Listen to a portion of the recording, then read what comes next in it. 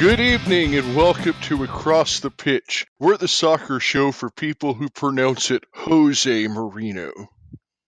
Well, yeah, it would be in most. Well, oh god, oh, you're messing with my head there, Phil.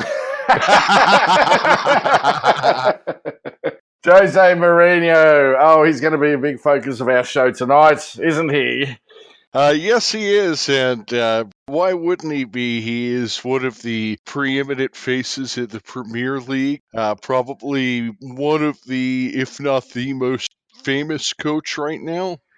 Yep, I will give you that. He would be the most famous coach in the English Premier League right now. Was it? It's three championships he won in the Premier League as Chelsea, Yes. and then he's also won the Champions League a couple times, I believe, with Porto Correct. and Inter Milan. Yes, that's correct. But he hasn't won it with any English sides, has he? And he did win, to his credit, as we mentioned last week. He did win the Europa Cup 2 years ago, so kudos, but he's done bugger all since then. He's also won a couple EFL Cups, but yes, like you said, he's never been able to take a Premier League team to the Champions League summit. No, he hasn't. We don't mention the EFL or League Cup because, as we said, it's one of those consolation cups, along with the other trophy he won with Manchester United. I imagine we'll probably get into that a little bit later when we do our wrap-ups, but I imagine José Mourhino is probably feeling a little bit poorly this evening, quite like yourself, Phil. Yes, I have been a bit under the weather this week. I was standing out in the English rain a little bit too long. That is actually quite a funny joke for listeners that don't know where Phoenix, Arizona is located. I'm sure you have a fair idea that it's hot and desert. And you know what? The weather's just taken a turn for the worse recently, and we actually got some rain today, shockingly. So Phil succumbed to the dreaded lurgy. Yeah, you know those old cartoon shows where Snoopy's brother's living in a cactus? That's what we're used to out here. Oh, we're a bunch of babies these days out here, aren't we? Anyway, well, not until it comes to summer, and then, you're 115 degrees, or, if you will, say about 42 Celsius for those using that scale. That's pretty damn hot out here. What was it? It was about 17 in Kiev when Arsenal played Vorskla the other day, wasn't it?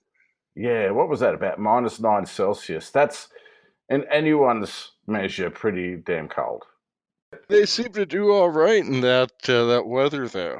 They did all right. So I'd have to say the only thing that was more frigid than the weather was their reception there at Ukraine, because they had to go and shift the match, didn't they? Yeah, they moved that game at the last minute, and it was one of those smaller crowds, we'll say. It was surprising, but still a good turnout for, as we say, -9 degrees or 17 degrees Fahrenheit, and a last-minute change of venue. It was entertaining, at least for those poor people standing in that stadium. Wow, that was cold. And of course, those games last week for the Europa League and the Champions League, those took place on Tuesday, Wednesday, and Thursday. Which brings us to what we were going to talk about this week. Was that we've had our first midweek Premier League games of the week. If you had a chance to tune in on Tuesday and Wednesday, because there was no Europa or Champions League this week, we're going to actually get to see all of our favorite Premier League teams twice. There were some interesting matchups earlier this week. Yeah. Of course, Arsenal versus Manchester United yesterday, which is what we will talk about in depth. We also saw Chelsea lose to the Wolves, which is a bit of a surprise. Surprising, very surprising. Even Liverpool had a bit of trouble with Burnley. They ended up coming out on top. But They struggled for a while there. With the midweek matches, it really throws a bit of a wrench into things because now you're having to decide which players you start on Tuesday, which players you start on Saturday, and so forth. Correct. And a couple of these matches as well from midweek are definitely going to impact not only the weekend, but several matches henceforth. And this is the time of season when you do start seeing fatigue set in, where you start seeing injuries as a result of fatigue, perhaps, or maybe just unfitness in some squads as well. And so the squads start thinning out a little bit. Also, it may not be Phoenix, Arizona, but it gets pretty cold over there in England. And, people do succumb to things like the flu, for example. And so it's this time of year where you're going to see the herd thin a little bit, and only the fittest shall survive. I think that we should start off by talking a little bit about the Arsenal versus Manchester United matchup. We did see a significant injury on the Arsenal side with Rob Holding going down with a serious knee injury, which Didn't look is good.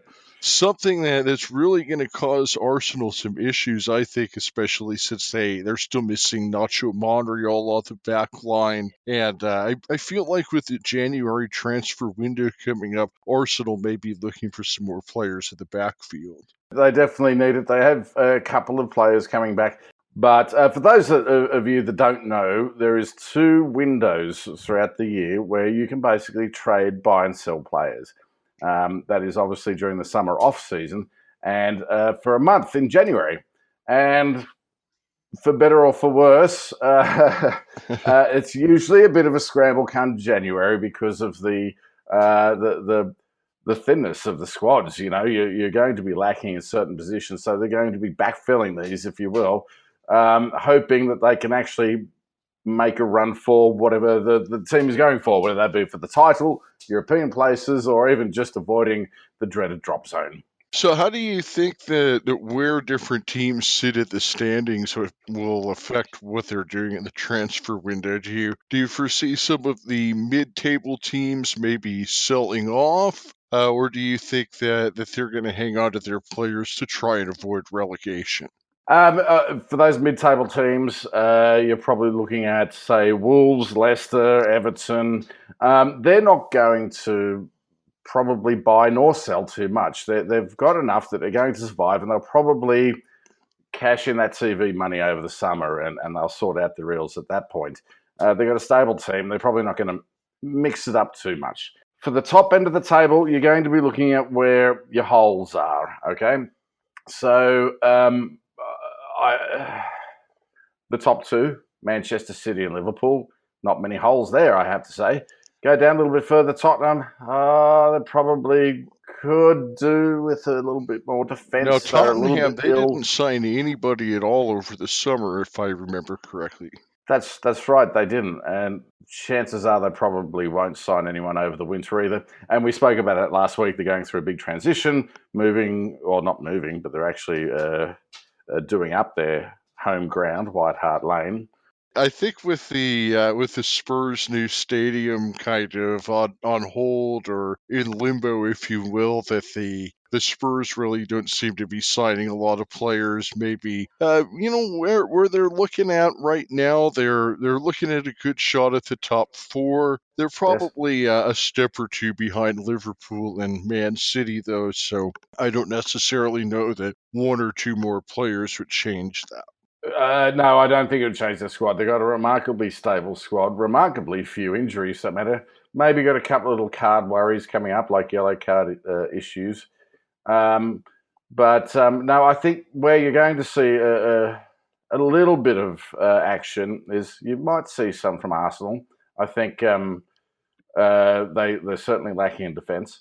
You may see some from Manchester United, but then again, you may not. That's an interesting team right there with Manchester United because they're certainly not where they're used to being in the table right now. Now, by no means are they anywhere close to looking at relegation or anything like that. And they're probably still, at this point, too many points back, certainly to win the league or at this point, even to look at the top 4. So you have to think that at this point, Manchester United is really going to focus their attention on the Champions League. They need to definitely get a top 4 spot. At the moment, it doesn't look like they're going to do it.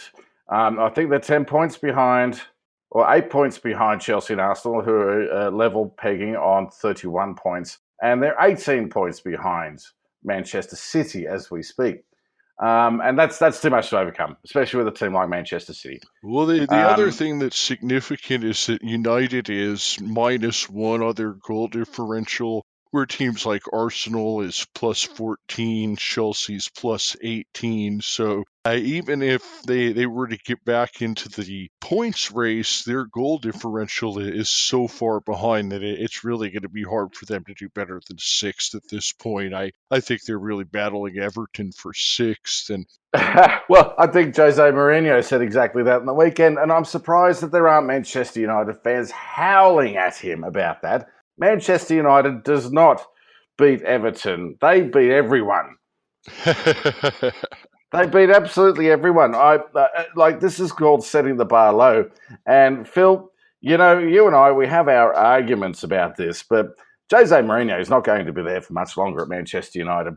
Before, I know you want to inject, but I'm going to just continue my little tirade here because this is my cheesed off. This is my cheesed off this week.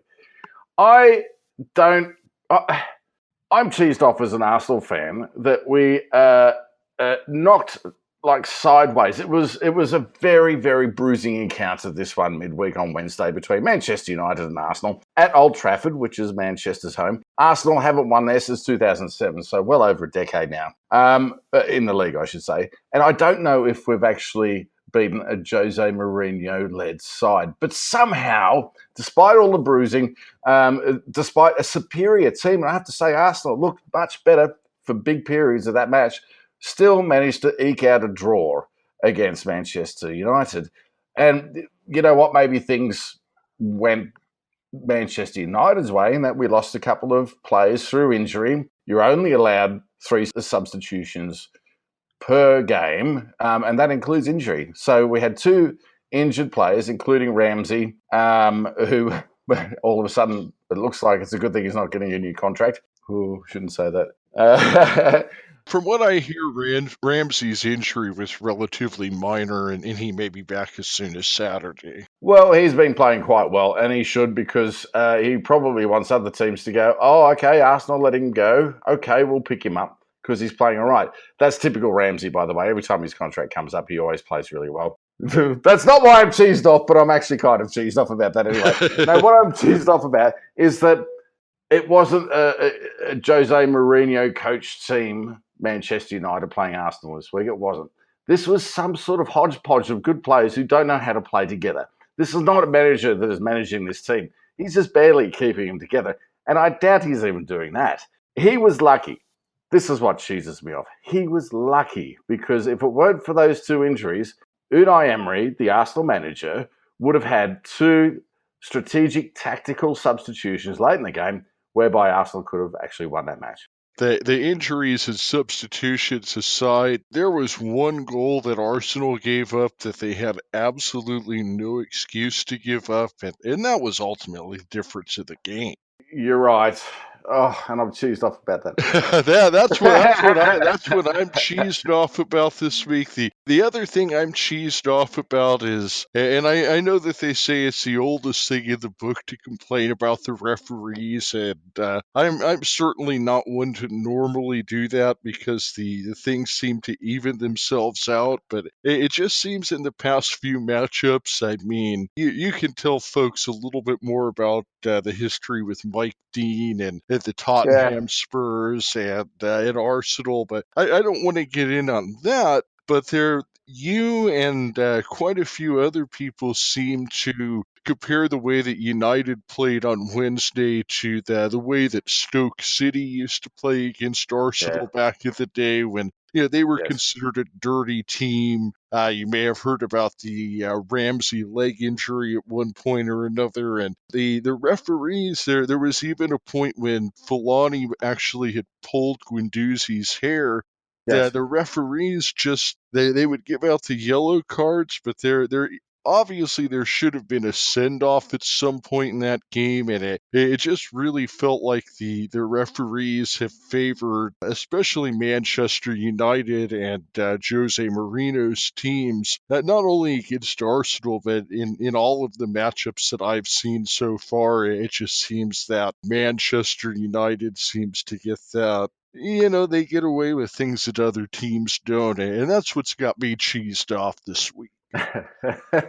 For those of you that don't or didn't watch the match, what Phil's referring to is there was about 10 minutes in the first half, at the end of the first half, in the Manchester United versus Arsenal game, where there were so many yellow cards thrown around. It was like Homer Simpson eating 64 slices of American cheese. There was freaking yellow everywhere. And honestly, a lot of those challenges should have been send-offs. Studs up, coming through with 2 feet on an attacking player. They're absolute send-offs all day, every day. And even the commentators said it. They said it'd be surprising if this game ended 11v11. 11 men versus 11 men. And honestly, Arsenal were probably a little bit guilty of a few rough challenges as well. But that one of Fellaini on Guendouzi was absolutely unprofessional. He'll probably see some time for that. They'll go and review the match afterwards. Oh, yeah, it's all over YouTube. Yeah. No, it was absolutely disgraceful. And that's poor form. It was a poor Manchester side.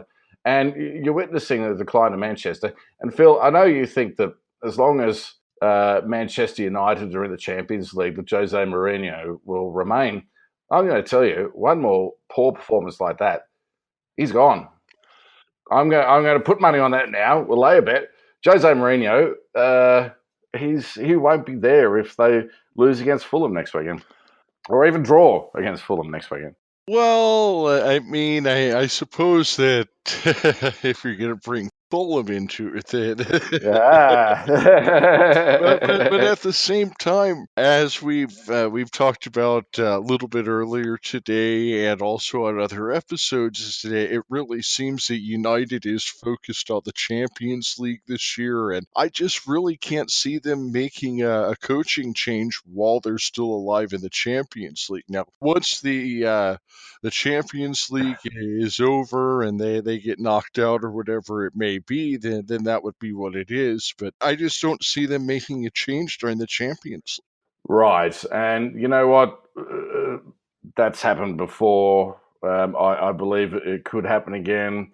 Also, Mourinho, and just saying, on this weekend coming up here, just say, for example, Manchester United meet Fulham. They both know each other from Chelsea days, right? Claudio Ranieri is the manager for Fulham, caretaker manager, whatever. He's just taken over for 3 years. Jose Mourinho in a declining Manchester United. Claudio Ranieri knows Jose Mourinho teams. He'll be able to play against them. He'll be able to play that substandard squad who are coming dead last right now. They're 20th in the Premier League. He will be able to turn that bruising League One or EFL Cup team into someone who is going to give Jose Mourinho a headache. Manchester United not going to turn up for this match. Here's my prediction of the round. It's going to be 1-1. Jose Mourhino will get the sack. If we have a draw, it'll be more like 3-3. Fulham can't play enough defense to hold anybody to one. I don't think Fulham could hold the Phoenix Rising to 1 goal. Oh, wow. Well, yeah, I mean, we've got some quality players in the Phoenix Rising, but that's not what we're talking about. All right, so we had a look at, Arsenal-Manchester in depth. There were a couple of other games during the week as well, weren't there? One for me that was a standout was Leicester City, who Claudio Ranieri was previously a manager of, now manager of Fulham. Fulham hosted Leicester City, and I think that was the first time Leicester fans have seen Claudio Ranieri since the heady days of 2016 when they won the league. Wolves beating Chelsea, as we said, wonderful. Brighton over Crystal Palace. Now, I have to say that I watched this game, and it was spiteful. I don't think I've ever heard of the M23 Derby, which is the motorway that connects South London to Brighton on the south coast. But wow, this was dirty. I haven't seen so many challenges like this since, I don't know, the last time the Cowboys played.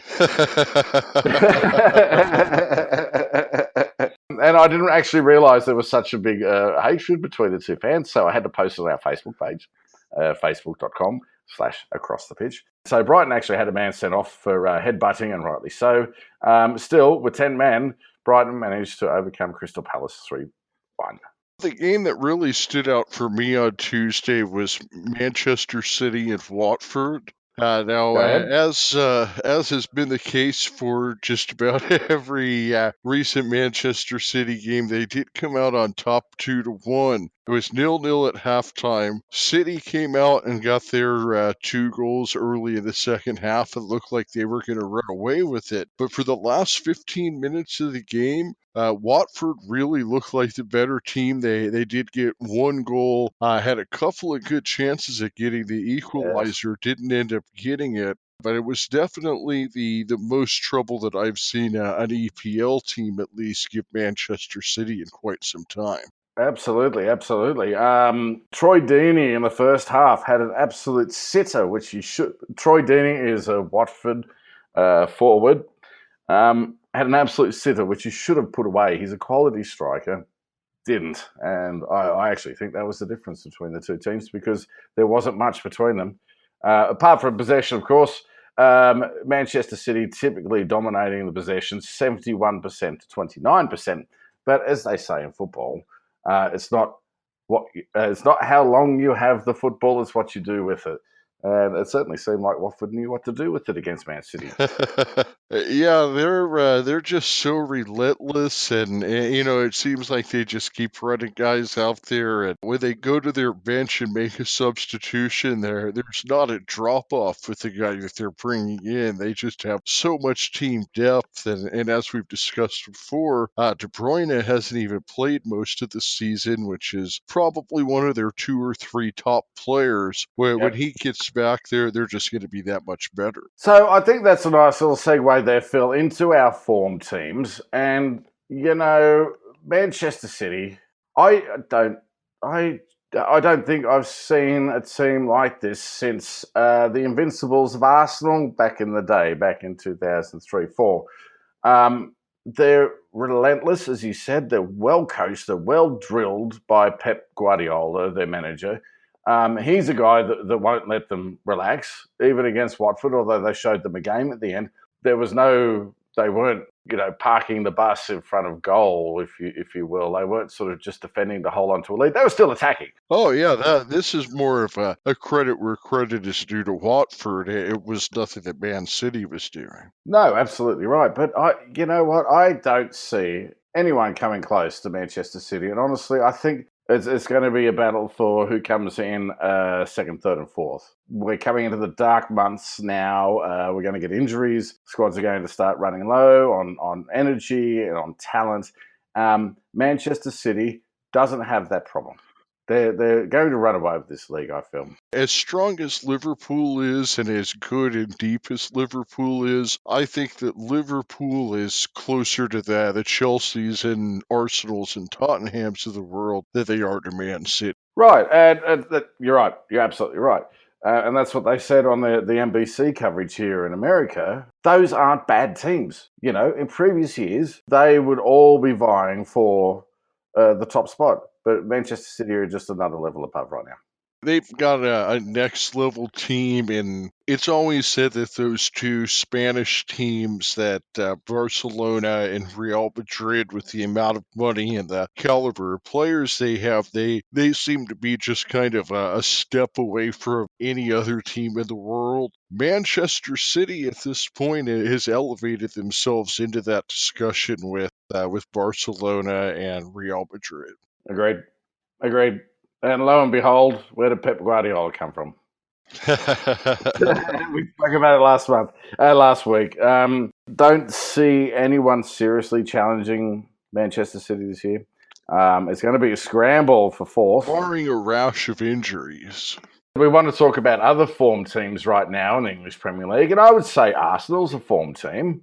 20 games without a loss. 20! With a new manager and a new squad. That's pretty good form, I'd say, right there. It may not have the points on the board, but they're doing pretty good. The last time that Arsenal lost was, I believe, August 19th. It was either August 18th or 19th. It was the second week of the Premier League season against Chelsea. I want to say it was August 18th was the last time that Arsenal lost. So now we're going on a third of the year since they've dropped a game. Now, obviously, there's been some draws in there, but it has been almost 4 calendar months since Arsenal's lost a game. Which is pretty impressive. I mean, they've gone a few without winning a game as well, which must be said. But that's pretty good form there. I don't know. I'm looking at your power rankings, Phil, and I'm thinking Arsenal probably needs to be shunted right up there, right below Man City. I had not updated them after the weekend's matchups, so definitely in the next update that's coming up, I could definitely see Arsenal moving up. Chelsea seems to be on a little bit of a backslide. Little, yeah. Newcastle certainly proved that they were not worthy of my honorable mention after their surprise 3-game winning streak. You have Manchester City, then you have Liverpool, Arsenal, Chelsea, Tottenham, in whatever order you want to put those 4 in, Sure. and then you have everybody else. And Maybe Bournemouth might get a shout out there. Do you put Bournemouth ahead of Everton? Do you put Bournemouth ahead of Manchester United? Yes. In my book, I would. I'm Callum Wilson is having a fantastic season for Bournemouth. Yes, he is. He had another goal and an assist on Tuesday. Callum Wilson is probably your player of the week, isn't he? You've been following him, and he's what is he? I think what is he, third in the table of scorers right now? I believe that was his 8th goal of the season. It came on a header off of a free kick. Perhaps more impressive was that he also had an assist, and I believe that, and I'm not sure that this is something that's done in association football, but in ice hockey, if you had, for instance, 50 goals and 50 assists, then there's a third category called points, which is your goals plus your assists added together. Right. So, for instance, if a guy had 50 goals and 50 assists, that would be 100 points for the season. Gotcha. And I believe if there was such a category like that in the EPL, if we were to add together the goals and the assists for Callum Wilson for the year, that he would be the points leader. Is that right? That's fascinating. I believe that he has 8 goals and either 5 or 6 assists, and I would say that maybe Raheem Sterling, I know he's got a good number of goals and assists, but then if you look at the rest of the way, there's guys like Aubameyang and Harry Kane who have a lot of goals but no assists. Mm-hmm. And then you have a guy like Aaron Ramsey, who I believe he's got 7-8 assists, but only 1 or 2 goals. So I'm pretty sure that for combined goals and assists, that it would be Wilson first and Raheem Sterling second. I'll look that up. That's worth looking up. That's worth looking up. I'm having a look here. Callum Wilson plays 165 minutes per goal, but as you say, doesn't take into account the ones that he sets up. And he's probably a very, very solid reason as to why Bournemouth is sitting happily there in 7th place. Okay, I'm pulling this up here right now, and okay, so Callum Wilson has 8 goals and 5 assists, which would be 13 points if we were talking hockey. Okay. Sterling has 8 goals and 6 assists, so he would be at 14, so he's 1 ahead of Wilson. And then we have, of course, Eden Hazard has 7 goals and 6 assists. So he's right up there as well, isn't he? 13. So, yeah. But if you think about this, I would say that Hazard is maybe widely regarded as the best player in the Premier League by many analysts. Sure. And Callum Wilson is right there with the same total as him. Agreed. That's actually blown me away, that stat. Callum Wilson, 8 goals, 5 assists. Eden Hazard, 7 goals, 6 assists. If you're talking about your MVP players, as you would in American leagues, it's between these two right now. So Well, no one. And Sterling Oh, with and eight Sterling, I and beg your six. pardon. So I would say that if I was to vote for an MVP right now, that I would probably have Sterling first because one, he's got the 8 goals and 6 assists, so he does have one more point if you're putting it in hockey terms than the other two. Also, he's playing on the first place team. Right. For second, I might give the edge to Wilson only because he doesn't have nearly the talent playing around him that Correct. Hazard does. Yep. However, it should be noted that Ryan Fraser, with 7 assists from Bournemouth, is actually the league leader in assists. So it's really these two guys, Wilson and Fraser, that are really carrying Bournemouth to a better record than people may have expected at the beginning of the season. Yeah, but hang on. I mean, if you've got two strikers firing, like that's generally how teams win leagues. You know, I don't know. Maybe Mesut Ozil, our wonderful distributing midfielder for Arsenal, who has some back spasms and probably will for the rest of the season until he's traded in the January window. He is known as Mr. Assist. He probably could have, been up there, but he's not a goal scorer. These guys are genuine, like proper footballers. They're on form. They're on fire. This is what I'm saying. Bournemouth are a team on form right now. These are younger players too. I mean, these guys are up and coming. They're not guys at the tail end of their careers. So Bournemouth could realistically be good for a while to come here. Well, now here's that thing. Okay, so Bournemouth, unfortunately, aren't one of those teams that have the big cachet about them. You know what I mean? They're not one of the top 6 teams. They probably sell maybe 1 or 2 shirts internationally a year. They've got a tiny little ground there. The name of the ground is just escaping me. Unfortunately, they're probably going to be what's termed as a selling club. Now, Eddie Howe is a very canny manager. He's an excellent manager. I suspect he'll probably be a top 6 manager or an England manager before too long. But even he can't stop the money rolling in, which is selling off these players in their prime and hopefully buying someone else on the back of it. I don't see them staying at Bournemouth for that long, unfortunately. Well, Wilson is 26. I'm trying to see if I can see where his contract runs through. Fraser's only 24. Wilson just signed a 4-year extension back in July. Okay. Well, they've obviously... And it says, Callum Wilson delighted to sign a 4-year deal with Bournemouth. So he seems to like it there. I'm happy about that.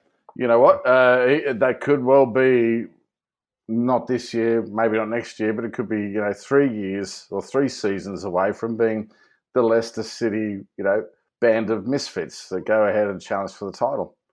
Who knows? I think a lot of that's going to revolve around how long Howe stays there. I think that the player's shelf life is probably longer than the coach's shelf life, because if Yes. Manchester United comes calling for Eddie Howe, I don't think he's going to stick around with Bournemouth. Whereas with a guy like Wilson, who signed a 4-year contract, I mean, sure, he can demand for a transfer, but why would he? And you're right, Phil. The team is bigger than the manager. It's bigger than the player, for that matter. But generally, you have a look at the Green Bay Packers sacked their coach this week. Are they going to sack their star quarterback, or are they going to sack the coach? The answer is they're going to sack the coach, because you're not going to be able to sit down on Monday with a star quarterback over the desk having an interview with them, are you? Not to get too much into American football, but with that Packers situation, all I'm going to say is long overdue. All right, let's move on with that. Time for questions. And we have time, I think, this week. We've just got enough time this week to field another question from Ben. who oh, Ben. I saw that he had his books on Twitter. Yes, he tagged us in it because he said he does read, and it was a significant bookshelf. Never mind the fact they're all self-help books. Well, I noticed that most of them hadn't even been colored in yet. Bless you, Ben. We love you. He actually he actually comes up with a question which ties in with what we're talking about here. Matteo Guendouzi, I beg your pardon, and his first season at Arsenal. He's this kid, and he is a kid. He's 19 years of age, and like when we say 19, he won't be 20 until the end of the season. He is just barely, he's barely got a license. He can barely drink in the UK. I think he can vote here as long as he's not being Yeah, suppressed. he can't drink here for another 2 years. Right. But here's this guy who, and I have to say, Ben, he is okay. So he's a defensive midfielder. He's the guy that will stop those balls getting into the box. He's the guys that will cut the passes out. And you know what? He did that pretty damn well.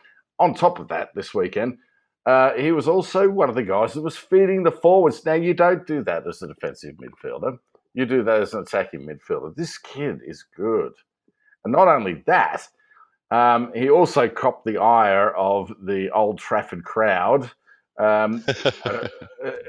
Because he had his hair pulled. He does have a luscious, beautiful head of hair. Like these locks flow for years. Do you know what I mean? But yeah, kind of like Sideshow Bob. Exactly like Sideshow Bob. His feet are just as big as well, from the way I've seen him cut out those passes. Yeah, no, he's one to look out for as well. He's an excellent little player. Yeah, absolutely. Well, one thing I would say is if you rewatch the Tottenham game, as soon as he came on the field, it really seemed to spark Arsenal, and that was where they got the third and fourth goals and pulled away. Was after he came in off the bench. Right. Yes, absolutely, absolutely. He did, even the commentators said it on the weekend. He's just always available. He's just always there. I don't know how. He's like, oh, okay, you need that pass cut out? Gotcha. No worries. Oh, you want me to thread that ball through there? No problem. What is he doing? Like, who is this kid? Anyway, he's come from nowhere. So, yes, Ben, good question. He's one to look out for in the future.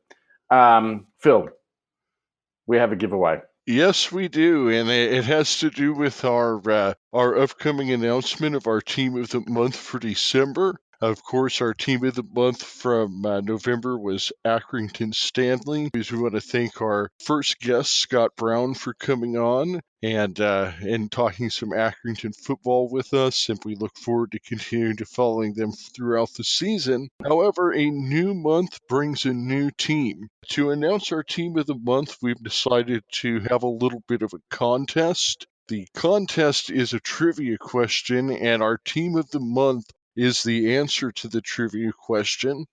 And the first person to email us at contact@acrossthepitch.com. Once again, that email address is contact@acrossthepitch.com. To shoot us an email with the correct answer to this question for our Team of the Month.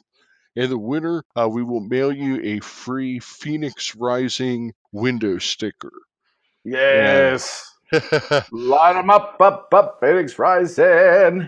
Every month we'll try to have some kind of a little giveaway here where we'll answer a trivia question and thank you for listening and participating in our contest with some kind of soccer related memorabilia, and we thought that our first giveaway should be something with our hometown Phoenix Rising, so we do have the window sticker for the person who can tell us the answer to this. The first ever association football game broadcast live on radio in 1927 featured Arsenal against our Team of the Month. Ooh. Send us an email to contact@acrossthepitch.com and let us know what team played Arsenal in that first ever live radio broadcast from 1927, and the Phoenix Rising sticker will be yours. And once again, that team is our team of the month for December. We're going to have lots of great stuff, articles, and hopefully another special interview coming forward from that team during the month. Get to Wikipedia! All right, Phil, I think it's about time we've taken you away from your deathbed. It's been wonderful that you've been able to spend that time with us. Absolutely, and as always, I was glad to get a chance to sit down and talk some English football with you, and seen a lot of great games this week already, and certainly looking forward to those matchups on the weekend. And we will be back with you again shortly, and make sure to not forget to answer our trivia question, and keep your eyes posted for more about our team of the month coming up. And don't forget to check out our blog, acrossthepitch.com/blog, where I discuss promotion and relegation. That's right. That was a fantastic blog that you put out. We've talked about promotion and relegation somewhat on the show, but for a little bit more in depth, please make sure that you check out Aaron's blog and find out what year was the last time that Manchester United was relegated from the Premier League. Oh, God. I don't think it's going to be 2018. Anyway. No way, Jose. Thank you, Phil. Thank It's you, been Aaron. wonderful. Have a good one.